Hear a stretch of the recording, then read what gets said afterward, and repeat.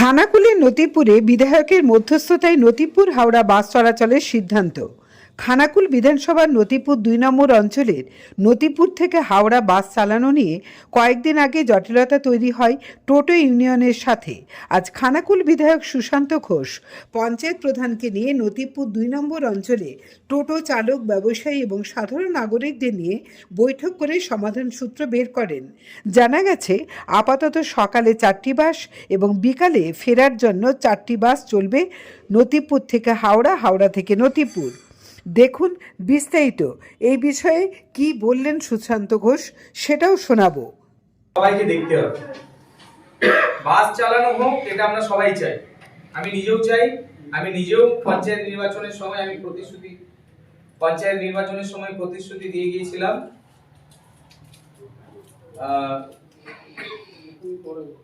নিতে পারো, ছোট করে নিতে পারো। আমি যেটা বলছি সেটা নেব। হ্যাঁ, এখন যেটা বলছি সেটা নিতে পারো। তো যখন স্টপ করো তখন স্টপ করো। তো আমরা যেটা সকলের সাথে আলোচনা করতে চাই যে যেহেতু দুটো জায়গা খুব খারাপ আছে, সেটা হচ্ছে 1 নম্বর হচ্ছে মুচিঘাটা থেকে নেমেই ওখানটা খুব সরু জায়গা। ওখানটাতে একসঙ্গে দুটো বাস যদি মুখোমুখি হয়ে যায় তাহলে ওখানটায় কিন্তু বাসগুলো আর ক্লিয়ার হতে পারবে না, টোটোগুলো যেতে পারবে না। ওখানে অলরেডি টোটো চালক যারা রয়েছেন তারাও কিন্তু টোটোগুলো ওখানে রাখেন। আর ঠিক একই রকম ভাবে আমাদের এই নতিপুর বাজারটা, এখানটাও একটা সমস্যা, খুব সংকীর্ণ জায়গা।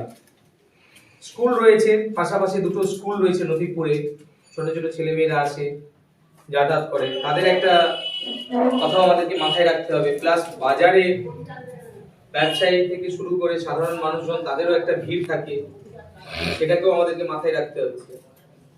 আর তার সাথে সাথে একসাথে যদি 7-8টা বাস ঢুকে যায়, এই বাসগুলোকে পার্কিং করা হবে কোথায়,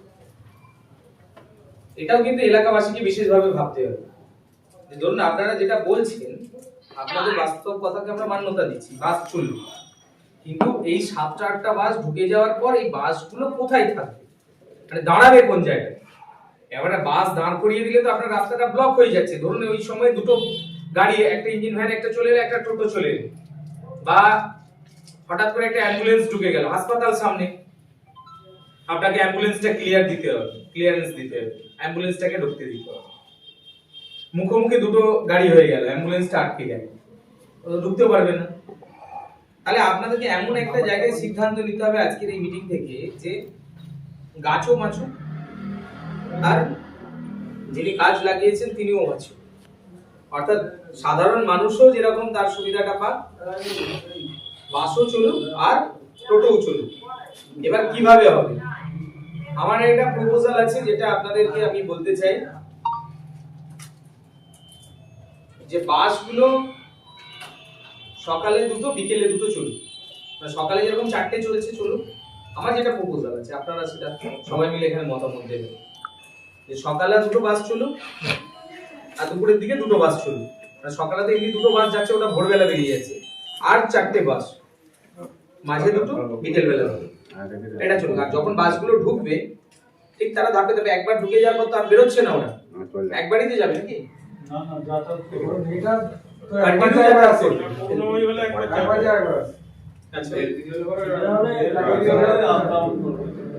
L3 হলে আপ ডাউন করবে। এরকম আপ ডাউন করার মতন এত সংকীর্ণ রাস্তা একবার যাবে বা একবার আসবে, এরকম পর্যায়ে করতে হবে। যে বাসগুলো যায় তার গ্যাপে সময় দেখুন, সমস্যা তো অনেক রয়েছে। এখানে যারা টোটো চালক রয়েছেন তাদের একটা সমস্যা রয়েছে। বর্তমান সময়ে পশ্চিমবঙ্গের সরকার কাজ দিতে পারছে, গরিব মানুষ এখন অসহায়। এখানে তো জব কার্ড বন্ধ, জানে খাবে কিভাবে, একটা দাবি আছে, বাস্তবসম্মত দাবি। এটা যে এত বাস চললে আমরা কিভাবে সংসার চাই, কিভাবে আমরা আমাদের ছেলেমেয়ের মুখে ভাত তুলে দেবো, সবার একটা টেনশন আছে। তো আমরা আজকে পঞ্চায়েতে বসে একটা সিদ্ধান্ত হয়েছে, এনাদের যে দাবি আছে যে বারবাউন্ড পর্যন্ত টোটোটাকে চালানো, অর্থাৎ হুগলির বর্ডার পর্যন্ত, ঠিক আছে, সেই বিষয়টা আমরা আমাদের পঞ্চায়েত সমিতিতে বসে আমার বিডিও সাহেবের সাথে বসে এটাই সিদ্ধান্তটাকে এটা আমরা বাস্তবায়িত করবো। ওইদিকেও কিছু টোটো চলে, তো তাদের সাথে এই ভাইরা যারা রয়েছে এনাদের সাথে বসে এটাকে আমরা বাস্তবায়িত করবো। তার সাথে এলাকার দাবি মেনে আমরা আরও 2টো বাস চালানোর একটা পরিকল্পনা করেছি আজকের এই মিটিং থেকে। তো সকল টোটো চালক ভাইদের বলতে চাই, দেখুন আপনারা আমাদের উপর ভরসা রাখুন, আমরা আমাদের সাথে আছি, নিশ্চিতভাবে সাথে আছি। বারবাউন পর্যন্ত যাতে টোটোটাকে আরও এক্সটেনশন করা যায়, হুগলির শেষ বর্ডার পর্যন্ত, সেটা আমরা বিশেষভাবে চেষ্টা করছি। আর এলাকার মানুষকে বলছি এটাই যে আপনাদের যে দাবি আছে সেটাকে আমরা গুরুত্ব দিচ্ছি, মান্যতা দিচ্ছি। বাস চালানোর অবশ্যই প্রয়োজন, কিন্তু কনজেস্টেড এলাকা, ছোটো এলাকা, এক তো মুচিঘাটা বাস স্ট্যান্ড, মুচিঘাটা যে ব্রিজ থেকে নামলেই ওখানটা একদম ঘিঞ্জি এলাকা, ওখান দিয়ে বাসগুলো যদি মুখোমুখি হয়ে যায় 2টো বাস, তাহলে একটা জ্যাম হতে পারে। তারপর সামনে হাসপাতাল, অ্যাম্বুলেন্স ঢোকার ক্ষেত্রে একটা সমস্যা। নথিপুর হাসপাতাল, এখানে স্কুল আছে, এখানে পরপর যদি অনেক বাস দাঁড়িয়ে যায় তাহলে কিন্তু বাসগুলো পার্কিং করার ক্ষেত্রে একটা বড় সমস্যা হবে।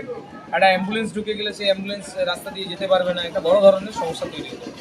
তো এই সমস্যা যাতে না হয়, যাতে সব দিকটা মানে থাকে, একটা হচ্ছে ব্যবসাটাকেও বাঁচাতে হবে, স্কুল ছাত্রছাত্রী তাদেরকেও সুরক্ষিত রাখতে হবে, বয়স্ক মানুষজন।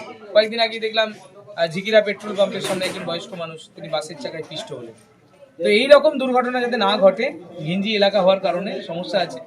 তো আমরা কথা দিচ্ছি 2026 সালে এই সরকার পরিবর্তন হলে, আমাদের সরকার প্রতিষ্ঠা হলে, আমরা এই নথিপুরে প্রথম 2 বছরের মধ্যে আমরা ব্রিজ বানাবো। আর এই এলাকার মানুষকে খুশির খবর শুনিয়ে রাখি, বাস তখন এখান থেকে চলবে না, বাস ডাইরেক্ট আরামবাগ, এদিকে ঝিকিরা, হাওড়া সবই চলবে, ঠিক আছে?